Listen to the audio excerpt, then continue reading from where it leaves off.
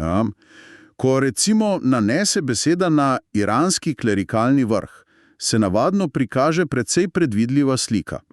Ista klasična. Ja, točno. Skupina nekih strogih, nepopustljivih vrskih voditeljev z dolgimi bradami, ki z železno roko in tisto brutalno moralno policijo obvladujejo državo. To je ta naš zelo razširjen zahodni stereotip nasilnih fanatikov. Pač ljudi, za katere se zdi, da so preprosto obtičali nekje v srednjem veku in ne razumejo sodobnega sveta. Točno tako. Ampak tukaj se zadeva resnično zaplete in postane, bom rekel, ne samo presenetljiva, ampak celo precej srhljiva. Resničnost je namreč takšna, da v samem jedru te iranske oblasti, en tam v najvišjih svetih, že desetletja potekajo izjemno sofisticirane intelektualne razprave. In to sploh niso neke obrobne teološke debate. Ne, govorimo o temeljitih študijah in debatah o največjih evropskih mislicih. Martin Heidegger, Jürgen Habermas in Immanuel Kant. Kar je popoln paradoks in nam čisto obrne perspektivo, a veš. V današnjem temeljitem raziskovanju te teme bova poskusila razstaviti to neverjetno presečišče visoke filozofije in absolutne moči. Naše izhodišče je en res odličen, zelo prodoren članek avtorja Saša Dolenca z naslovom Filozofi in fanatiki. Intelektualno zakulisje iranskega režima. Ampak morava tukaj takoj na začetku postaviti stvari na pravo mesto. Izvirna misel, se pravi tisti pravi intelektualni preboj, na katerem celotno to besedilo pravzaprav temelji, pripada svetovno znanemu filozofu Slavoju Žižko. Ja, to je ključno. Dejansko je Žižek tisti, ki je razkril to skrito plast iranske oblasti in ponudil povsem nov pogled na to, kaj je iranski družbi pod tem režimom v resnici manjka. Misija te najne današnje poglobljene zvočne analize je torej dekonstruirati to fascinantno, a videzen nezdružljivo prepletanje zapletenih filozofskih konceptov in državne represije. Preden se pa zares vrževa v te koncepte in samo vsebino, je verjetno smiselno poudariti nekaj povsem osnovnega. Seveda. Ker se ob prebiranju teh virov neizogibno dotikava izjemno občutljivih, politično zelo nabitih tem, govorimo pač o avtoritarizmu, cenzuri, zatiranju, mora biti povsem jasno, da ta naša analiza ne zavzema nobene politične strani, ne leve, ne desne. Absolutno ne. Namen je res zgolj objektivno seciranje idej. Želimo pač razumeti te mehanizme, ki jih opisujeta Dolenc in Žižek, in pogledati, kako abstraktne teorije delujejo v praksi, brez kakršnega koli opravičevanja ali podpiranja ideologij, ki se včasih napajajo iz teh teorij. To je res nujno izhodišče, se popolnoma strinjam s tabo. Filozofija v iranskem državnem aparatu namreč ni neka fasada, ni zgolj tema za nek sproščen klepet na državniških večerjah, kjer bi voditelji želeli spasti bolj razgledani. Kot zelo jasno opozarja Žižkova analiza, je zahodna filozofija tam dobesedno integrirana v sam temelj utemeljevanja sistema. Kot neko orodje. Ja, natančno, kot zelo ostro orodje. In da bi sploh lahko razumeli, kako je to mogoče, moramo raziskati, kako se te abstraktne, pogosto izjemno težko razumljive evropske ideje prelevijo v instrumente strogega državnega nadzora. Pa začniva kar na začetku pri Heideggerju. Meni osebno se je to zdelo kot popoln absurd, ampak očitno v praksi deluje. V središču te prve zgodbe izvirov je zgodovinska figura, neki profesor filozofije na Teheranski univerzi po imenu Sejed Ahmad Fardit. Ki je umrl leta 99. Ja, leta 94 dejansko. In veljal je za enega najpomembnejših ideologov režima. Ta človek je bil dobesedno obseden z Martinom Heideggerjem. Kdo bi si mislil, ne? Res. Heidegger je seveda tisti velikan 20. stoletja, nemški filozof, ki je najbolj znan po svoji izjemno ostri kritiki zahodnega racionalizma in tehnološkega pogleda na svet. Ampak kako točno se nemški eksistencializem vklopi v islamsko revolucijo? Kje je tukaj sploh povezava? Da bi sploh dojeli to miselno akrobacijo, morava Heideggerja na hitro prevesti v nekaj bolj vsakdanjega. Njegova osrednja teza je v bistvu bila, da je Zahod nekje na poti od stare Grčije dalje izgubil stik z nečim bistvenim. Z izkušnjo samega bivanja. Točno tako, z izkušnjo bivanja. Zahod je po njegovem postal čisto obseden z merjenjem, s preračunavljivostjo, z nekim hladnim razumom, ki vse okoli sebe vidi le še kot surovino ali pa vir. Kot na primer v tekstu je bil dober primer, če človek opazuje čudovit gozd, a v njem ne vidi življenja, ampak samo kubaturo lesa, ki se jo da prodati. Ja, odličen primer. Človeški razum je v tem pogledu postal absolutni vladar vsega. In Fardit, ta teheranski profesor, je vzel natanko to Heideggerjevo kritiko in jo dobesedno preoblikoval v ultimativno politično orožje. Čakaj, samo da vidim, če prav razumem. Fardit je v bistvu rekel nekaj v smislu, poglejte, celo največji umi Zahoda sami priznavajo, da je Zahod popolnoma zgrešil poanto. Natančno to. Fardidov argument je bil briljantno preprost in hkrati zelo nevaren. Rekel je, če Zahod priznava, da je zašel na napačno pot, ker je avtoriteto Boga zamenjal za ta hladni človeški razum, potem je islamska revolucija edina logična rešitev. Wow. Revolucija po njegovi razlagi tako sploh ni bila le nek politični prevrat. Bila je filozofsko nujna korekcija. Vračala je tisto pravo avtoriteto vere in prekinila to neskončno zahodno obsedenost z razumom. S tem je revolucija dobila najvišjo možno intelektualno potrditev. To je res genialna manipulacija, če dobro pomisliš. Vzameš ostro zahodno samokritiko in jo enostavno uporabiš kot temeljni kamen za vzpostavitev teokracije. V članku je tudi ena podrobnost, ki se mi zdi naravnost neverjetna. Fardit je namreč ključno sooblikoval koncept, ki se v perziščini imenuje garbzadegi. Okuženost. Ja, prevedeno to pomeni zahodnjaška okuženost ali celo zahodnjaška zastrupitev. Zahod tukaj sploh ni bil več opredeljen samo kot nek politični nasprotnik ali pa imperialistična sila, ki krade nafto. Ne, predstavljen je bil kot civilizacijska bolezen. Točno. Predstavljen je bil kot dobesedna bolezen. In Fardid je šel v tej svoji intelektualni čistoti tako daleč, da je napadal celo lastno zgodovino. Obsojal je klasične islamske filozofe iz tiste zlate dobe islama, na primer slavnega Al-Farabija, samo zato, ker so preučevali stare Grke. Trdil je, da so se že takrat okužili z grškim racionalizmom in s tem umazali islam. To zelo dobro kaže na to, kako globoko je ta ideologija v resnici segala. In tu se postavi tisto glavno vprašanje, zakaj? Zakaj je režim sploh potreboval profesorja, ki je tam na neki univerzi predaval Heideggerja in govoril o okuženosti z razumom? Zaradi legitimnosti. Ja, zato, ker je to iranskemu režimu dalo nekaj, česar gola sila nikoli ne more kupiti. Dalo mu je občutek neke globoke intelektualne superiornosti. Gola represija, mislim tanki, policija, zapori, to lahko doseže poslušnost na ulicah, ne mora pa ustvariti resnične legitimnosti v glavah ljudi. Seveda, z nasiljem ne preprečaš uma. Tako je. S to heideggerjansko linijo so ideologi režima dejansko sporočali javnosti, naša oblast ni zgolj vprašanje surove moči. Mi imamo globše, resničnejše razumevanje same zgradbe sveta. Mi vidimo stvari, ki jih ta zaslepljeni Zahod ne vidi. To pa navadno kliko nasilnežev preobrazi v nekaj bistveno bolj nevarnega. V sistem, ki ima sveto misijo. In ravno ta intelektualna aura je tisto, kar ohranja strukturo pri življenju. Vendar pa zadeva postane še veliko bolj fascinantna, ko se premaknemo malo naprej v času, v 90. leta. Takrat se je ta zgodba namreč popolnoma obrnila. Na prizorišče je stopil reformizem. S predsednikom Hatamijem. Tako je, predsednik Mohamed Hatami še ena izjemno zanimiva figura, ki mimogrede prav tako drži diplomo iz filozofije. On je obral povsem drugačno, presenetljivno smer.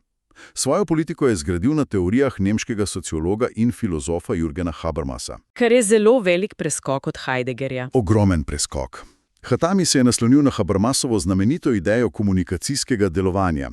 S tem znanjem je potem lansiral pobudo, znano kot dialog med civilizacijami, kar je bil njegov neposredni filozofski in politični odgovor na takrat zelo popularno Huntingtonovo tezo o neizbežnem spopadu civilizacij. Habermas je v tem kontekstu res popolno nasprotje Heideggerja. Njegova osnovna ideja je, da je edini pravi način za reševanje družbenih konfliktov nek racionalen, neizsiljen pogovor. To komunikacijsko delovanje predpostavlja prostor, kjer se ljudje pač usedejo skupaj, predstavijo argumente in na koncu zmaga tisti argument, ki je dejansko najboljši, ne glede na to, kdo točno ga je sprejel. Hatami očitno ni bil le naključni bralec teh del, on je želel to Habermasovo teorijo dobesedno aplicirati v visoko politiko. Želel je ustvariti most. Ja, most med Iranom in Zahodom in to prek racionalnega dialoga. In res neverjetno je, kako daleč je ta ideja takrat prišla. Mislim, govorimo o zelo konkretnih zgodovinskih dogodkih na najvišji globalni ravni. Združeni narodi so namreč prav na Hatamijevo pobudo leto 2001 uradno razglasili za leto dialoga med civilizacijami. Wow. Še več, sam Jürgen Habermas, ta ikona evropske misli, je spomladi leta 2002 dejansko odpotoval v Teheran. Tam so predavali, razpravljali, Habermas je srečeval z iranskimi intelektualci. Za en kratek trenutek se je zdelo, kot da se rojeva nekakšna iranska pomlad, pa še to na temeljih moderne evropske sociologije. Zdelo se je tako, ja. Danes vsi zelo dobro vemo, kako tragično se je ta epizoda potem končala. Reformizem je preprosto naletel na nepremostljiv zid. Članek, ki ga obravnavava, precej podrobno opiše propad tega gibanja, ki je svoj zlovešči vrhunec doseglo okoli tistih spornih predsedniških volitev leta 2009. Ko je uradno zmagal Ahmadinejad. Tako je. Takrat je na ulice stopilo tako imenovano zeleno gibanje in tisti protesti so bili brutalno zatrti. Hatami je te reforme in proteste seveda podpiral, zato je sledil hud udarec strani režima. Najvidnejša voditelja gibanja, Musavi in Karubi, sta končala v strogem hišnem priporu. Sam Hatamije je pa podvržen popolni državni cenzuri, ne? Popolni.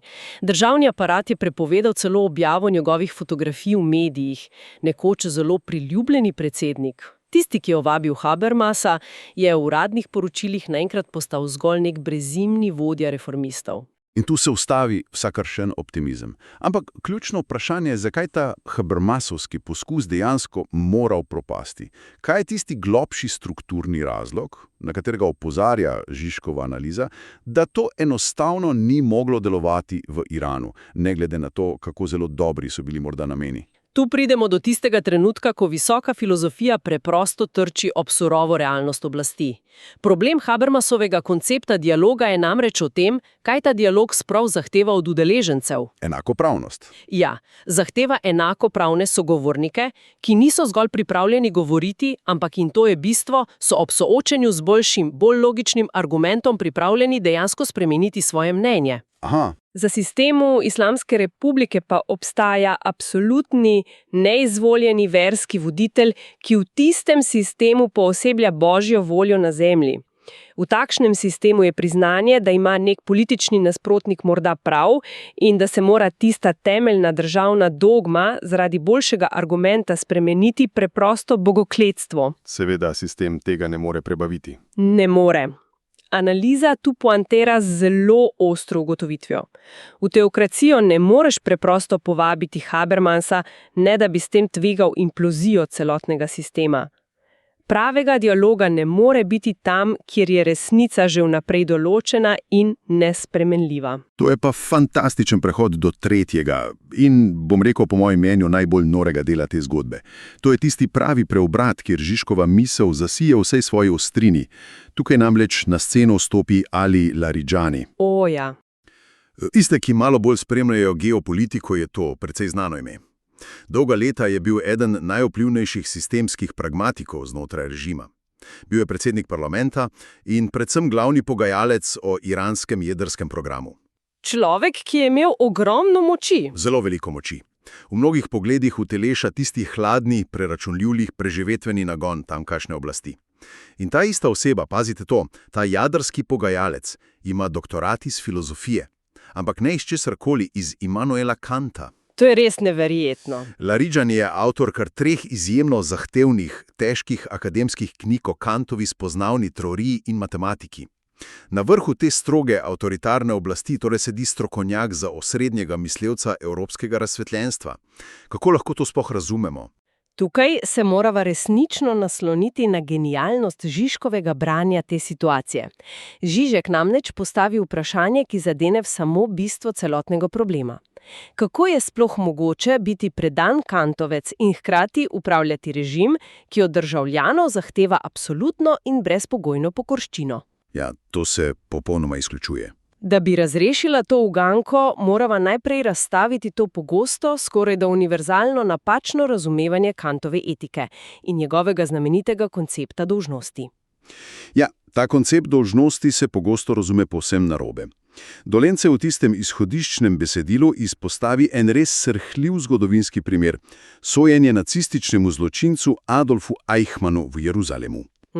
Eichmann se je pred tistim sodiščem presenetljivo skliceval prav na Immanuela Kanta. Njegova obramba je zvenela približno takole. Jaz sem le sledil Kantovi etiki dolžnosti.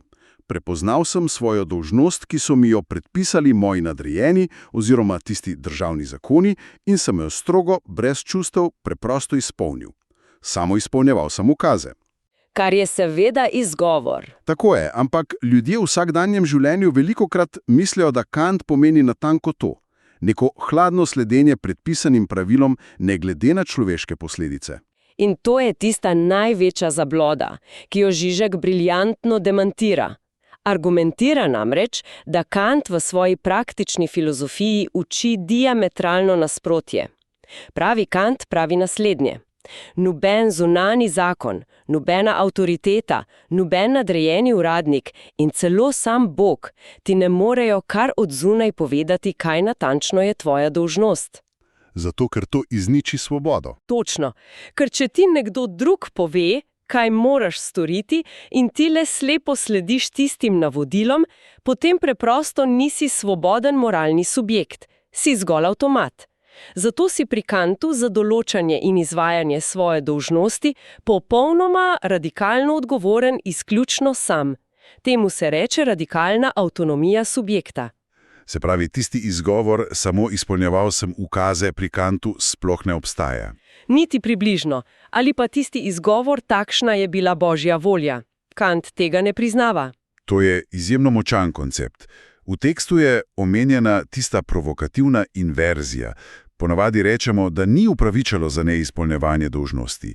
Žižkov Kant pa bi nam rekel, da ni upravičalo za izpolnjevanje dolžnosti, če s tem mislimo na to, da to svojo dolžnost uporabimo kot alibi za svoja dejanja. Aha, tisti primer učitelja. Ja, Žižek, da tisti zelo nazoren primer sadističnega učitelja. Učitelj, ki z naslado pretepa učence. Ampak reče, verjemite, tudi meni je težko. Moje srce krvavi, ko vas tepem. Ampak sistem je tak in to je pač moja dolžnost. Kant takšno hinavščino prepozna in strogo zavrne. Ne moreš preprosto preložiti krivde za svoje dejanja na nek zunanji mehanizem. Natančno tako. In zdaj s vsem tem znanjem o pravi Kantovi etiki pogleva nazaj na našega iranskega kantovca Alija Laridžanija.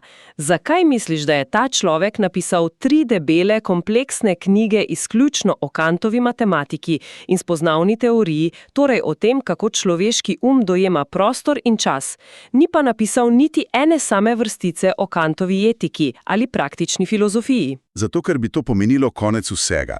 Mislim, spoznavna teorija je povsem varna. Razpravljati o tem, kako procesira neko matematiko, nima absolutno nobenih neposrednih političnih posledic za režim. Če pa bi Laridžani moralno opremil iransko javnost s Kantovo etiko, bi dejansko ljudem ponudil orodje za tisto radikalno avtonomijo. Tako je. Kantovska etika namreč zahteva nekaj, kar je za avtoritarno teokracijo dobesedno smrtonosno. Zahteva, da se sistem, ki temelji na brezpogojni pokorščini višji avtoriteti, sesuje. Ta strogi razcep med tem, kar intelektualci v vrhu iranskega režima verjetno intimno zelo dobro vedo, in tem, kako na koncu politično ravnajo, je fascinanten in je absoluten ključ za preživetje celotnega sistema. Zato so se Kanta lotili tako izjemno selektivno. In s tem v bistvu prideva do samega osrčja problema. Do tistega glavnega zaključka, ki ga ponudi Žižkova analiza o današnjem Iranu. Kaj je tisto glavno, kar je iranski družbi zares odvzeto? V zahodnih medijih se namreč pogosto ustvarja nek vtis, da ljudem tam manjka predvsem zahodni liberalizem. Da pogrešajo potrošništvo in to. Ja, da si želijo prosti trg, ali pa recimo filozofijo Johna Locka o zasebni lastnini, morda večje nakupovalne centre in tisto klasično ameriško popkulturo. Vendar je ta filozofski sklep dosti bolj kompleksen od tega. Žižkova sinteza je tukaj res neverjetno ostra in zadena naravnost v polno. Zatrjuje namreč, da iranskemu narodu v svojem bistvu ni bil ukraden nek površinski zahodni način življenja. Tisto, kar jim je bilo brutalno in sistemsko odvzeto, je prav možnost te kantske avtonomije. Obzeta jim je bila tista osnovna človeška pravica, da so kot svobodni subjekti sami polno odgovorni za svoja dejanja in odločitve. Pravica do družbe, v kateri posamezniku ni treba za prav vsako življenjsko potezo, pa naj bo to oblačenje ali pa izražanje mnenj, iskati neke potrditve in dovoljenja pri neki višji avtoriteti. Etika avtonomije je izjemno težko breme, a je to edina prava pot do svobode. V iranskem sistemu je pa ta avtonomija vnaprej izničena. Ker posameznikovo moralno presojo na vsakem koraku nadomešča zapoved države oziroma vere. Točno. In ko se ozremo na tiste nedavne dogodke, to dobi eno povsem otipljivo in zelo aktualno obliko. Ko razmišljamo o vseh tistih množicah pogumnih mladih ljudi v Iranu, ki so na ulicah tvegali življenja in skandirali tisti ikonični slogan ženska, življenje, svoboda. Povezava, ki jo potegne analiza, je neverjetna. Ti protestniki seveda morda res ne citirajo Kantove kritike praktičnega uma tam na ulicah. Verjetno res ne. Torej tisto, kar dejansko zahtevajo, je globoko radikalno kantovska zahteva. Ne prosijo za uvoz zahodnega kapitalizma, prosijo predvsem za avtonomijo nad lastnimi telesi in nad lastnim življenjem. Zato so ti protesti tako zelo nevarni za režim. Se absolutno strinjam. Avtor članka pa tukaj opozori še na eno zelo pomembno strukturno vzporednico, ki razširi ta kontekst našega razumevanja. Opozarja nas namreč na globoke podobnosti z nekdanjimi komunističnimi režimi v vzhodnji Evropi. Zanimivo. Islamska republika namreč ni zgolj neka klasična, enostavna vojaška diktatura, kjer en general s pomočjo vojske preprosto ustrahuje prebivalstvo. Gre za neverjetno kompleksen, večplasten ideološki sistem z zelo razverenimi vzporednimi državnimi strukturami. Govorimo o tistih paravojaških enotah Basidžev, o zloglasni revolucionarni gardi in o celem enem sloju družbe, ki ima od ohranjanja tega sistema precej konkretne materialne ugodnosti. To je cel aparat. Ogromen aparat.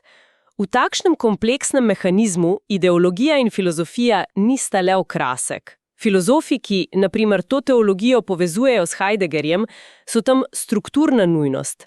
Režim, ki želi legitimirati takšen obseg nadzora, ne more preživeti zgolj in izključno z nasiljem. Nenehno mora proizvajati smisel in izobražene ideologe, ki to stanje upravičujejo. Kar naj us pripelje do ene zadnjih izjemno zanimivih primerjav v tem besedilu. Avtor namreč potegne vzporednico z zahodnimi politiki določenega kova, pri čemer precej hudomušno omeni Donalda Trumpa kot primer voditelja, ki verjetno ne bi znal našteti niti 5 znanih filozofov. Ja. Seveda, tu ne gre za kakšno poceni norčevanje iz političnih figur, ampak za en zelo resen razmislek o sami naravi oblasti. Ko imamo namreč opravka s transparentno, brutalno ali pa zgolj povsem neintelektualno močjo, je to seveda lahko zelo nevarno in grozljivo, ampak je vsaj jasno in razumljivo. Kot družba hitro prepoznamo, kaj se pravzaprav dogaja in pri čem smo. Točno to pa opredeli tisto pravo, hladno ostrino filozofske diktature, ko se brutalnost, cenzura in represija zelo umetelno zavirejo v plašč najvišje filozofske in teološke globine. Da dobita privid upravičenosti. Tako, ko ti državni aparat ne le vzame neke osnovne svoboščine, temveč ti ob tem s pomočjo Heideggerjeve kritike tehnologije ali pa Kantove spoznavne teorije še natančno in povsem akademsko pojasni, zakaj je to v bistvu za tvoje lastno dobro. Takrat se ustvari ena neverjetno prefinjena in trdoživa laž. Ta laž daje tistemu sistemu auro neprebojnosti in legitimnosti, ki jo je seveda bistveno težeje razgraditi kot zgolj golo silo. Predvsem pa takšen pristop pušča na sami družbi in na njeni sposobnosti kritičnega mišljenja neprimerljivo glubše brazgotine. Mislim, da je to odličen trenutek, da skušam strniti ta izjemen miselni lok, ki smo ga danes prehodili. Začeli smo pri tistem Heideggerju, katerega ostro kritiko zahodnega racionalizma je iranski režim prevzel in spretno preoblikoval v intelektualno opravičitev za celotno islamsko revolucijo. Potem smo nadaljevali s tistim kratkim obdobjem upanja, ko se je s Hatamijem zdelo, da bo Habermasova ideja o komunikacijskem delovanju in dialogu morda le odprla Iran. A se je hitro izkazalo, da teokratski sistem ne prenese enakopravnih in kritičnih sogovornikov. Niti podrazno. In seveda prišli smo do vrhunca z Laridžanijem in njegovo selektivno uporabo Kanta. Tu postane kristalno jasno, da bi resnična implikacija Kantove etike in avtonomije pomenila takojšen zlom sistema te pokorčine. Celotno to potovanje v celoti potrjuje, kako osupljivo in pronicljivo je Žižkovo branje te iranske situacije. Kaže nam preprosto to, da ljudje na vrhu iranske oblasti niso nevedni. Še kako dobro se zavedajo, kateri kosi zahodne filozofske dediščine so koristni za cementiranje njihove moči in kateri so zanje smrtno nevarni. Res je, zgodba o intelektualnem zakulisju Irana je v resnici zgodba o neverjetni, včasih strašljivi moči idej. Filozofija očitno ni zgolj neko neškodljivo razmišljanje za varnimi zidovi univerzin v akademskih krogih. Je resnično zelo otipljivo orodje. Orodje, ki lahko osvobaja posameznika ali pa orodje, ki pomaga utrjevati jarem nad celotnimi narodi. In prav iz te ugotovitve se poraja tista končna misel današnjega pregleda. Nekaj, kar lahko ostane v zraku za nadaljnji razmislek vsakega, ki posluša to analizo. Če je namreč mogoče, da kompleksen avtoritarni sistem tako neverjetno majstorsko, čeprav selektivno in manipulativno, uporabi najsvetlejše ume v zgodovini zahodne misli, zato da z njimi dobesedno upraviči najhujše zatiranje in nesvobodo. Kako zelo pozorni in kritični moramo biti šele v naših lastnih družbah? Dobro vprašanje. Se morda kdaj pod to prefinjeno površino skrivajo le novi, subtilni mehanizmi nadzora in ohranjanja moči? Zdi se, da prav nobena misel ni inherentna, imuna na zlorabo in da lahko še tako plemenita ideja postane orožje, če jo v roke prime nekdo z napačnimi nameni. Zato je razumevanje teh mehanizmov tako ključno. Hvala za pozornost ob današnjem poglobljenem raziskovanju teh konceptov in nasvidenje prihodnjič.